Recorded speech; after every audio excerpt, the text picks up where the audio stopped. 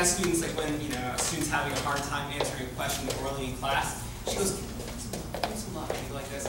But I can't do that sign.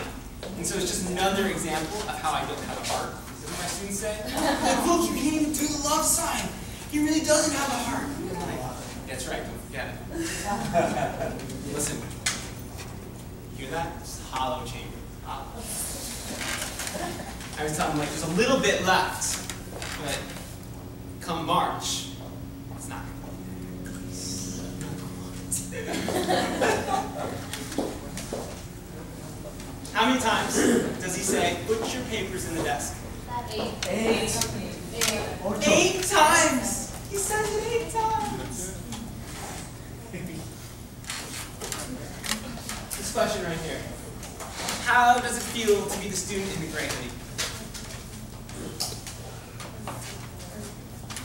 Yeah, please, loud, proud, teacher voice, bulldog determination. It's frustrating because everybody else is still misbehaving or like not following directions, and I'm just waiting for more time, and I'm also not getting any attention even though I've done everything.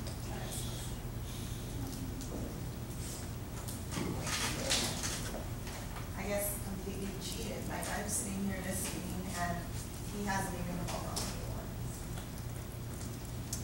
So I'm gonna blow up my wife's spotlight real quick. So she tells a story of her first month in the classroom. And first of all, her first day was like a total disaster in every shape and form. She gets like dressed in the morning. She's got like this like real crisp business suit on. Okay, she looks very professional. And she gets out these heels, and you don't know my wife, of course, but she's got these like big heels on. She never wears. She never wears heels. I'm like, yo, Big T, you think that's a good idea? And she's like, well, I want to feel taller, you know? And I'm like, all right, okay, cool. She goes to school, and the first day, the teachers at her school had to move classrooms, and not the students, okay? And so she's walking, and actually, it was similar to this right here, where there's like a lip on the door, right here. And everyone's like, oh, I know where this is going, okay? And she's coming through the doorway, she's got all of her papers in her hands, right? And she comes in and hits the back of her heel on it, and she's like, she goes, Taylor, I didn't just trip and drop it. And she's like, I did it. Like, where like papers went everywhere, right? Everywhere, like her hair comes over her face, and she like kind of puts her head up and goes, Miss White, I'm your English teacher today. Okay? And kids were just like, it was so bad that like nobody even laughed. And she's like, it was like that.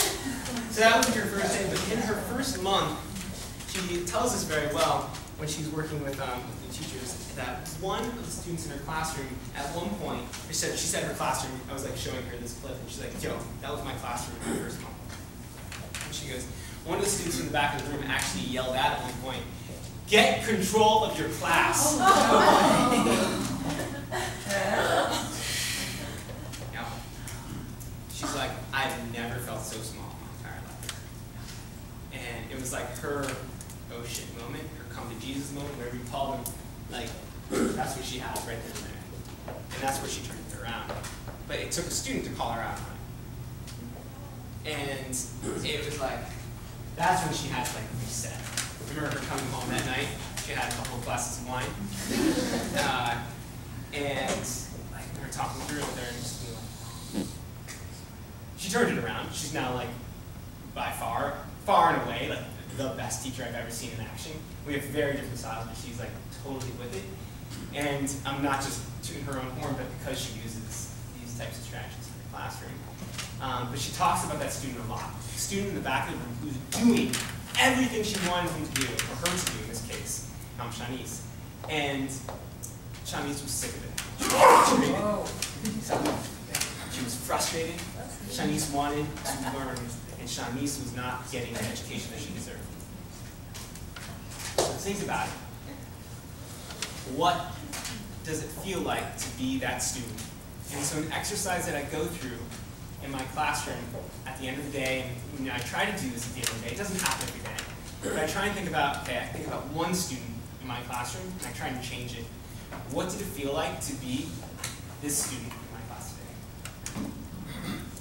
What did it feel like to be Dominic today? What did it feel like to be Chantel today? what did it feel like, and I just go through that rotation. So I get a vibe and a pulse. I'm like really thinking about what am I doing and how is that making them feel today? All right. So for your own lesson, okay, that you just looked at, you just wrote in explicit directions. Now what I want you to do is I want you to go to those explicit directions that you wrote in, and I actually want you to get clarity around what you should be seeing from students once you actually set those expectations and give those directions. And think about it in this way too. You're not just narrating for directions, okay? I mentioned over here that you can narrate for values, okay? See Lauren showing curiosity by that look on her face right now. Think about where you can insert different narration points to encourage the vision that you set out for at the beginning of the summer here. Okay, we're going to spend 5 minutes on this. Feel free to turn and chat with your neighbor about that. I'll be walking around as well. Boom shakalaka.